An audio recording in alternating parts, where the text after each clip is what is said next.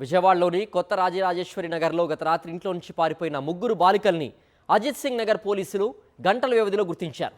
అర్ధరాత్రి 11:30 సమయంలో బాలికలు ఇంటి నుంచి వెళ్ళిపోయారు. దీంతో వారి తల్లిదండ్రులు పోలీసులకు ఫిర్యాదు చేయగా వారు బృందాలుగా విడిపోయి తెనాలిలో బాలికల ఆచూకీని కనుగొన్నారు. అనంతరం విజయవాడకు తీసుకొచ్చి తల్లిదండ్రులకు అప్పగించారు. తమకు ఇన్స్టాగ్రామ్లో పరిచయమైన యువకులను కలిసేందుకు వెళ్లామని బాలికలు తెలిపారు. ఈ కేసుకు సంబంధించి పోలీసులు ఇద్దరు యువకులను అదుపులోకి తీసుకుని విచారిస్తున్నారు.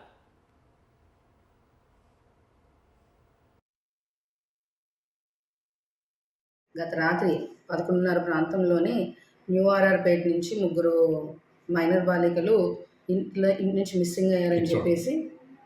అయ్యారని చెప్పి మాకు కంప్లైంట్ వచ్చింది. కంప్లైంట్ వచ్చిన దాని మీద వెంటనే అజిత్ సింగ్ నగర్ సిఐ గారు టీమ్స్ ఫామ్ చేశాము. అలాగే సబ్ డివిజన్ నుంచి కూడా టీమ్స్ ఫామ్ చేసి అమ్మాయిలు ఎక్కడికి వెళ్ళిపోయారని చెప్పి వెతకడానికి టీమ్స్ ఫామ్ చేశాము.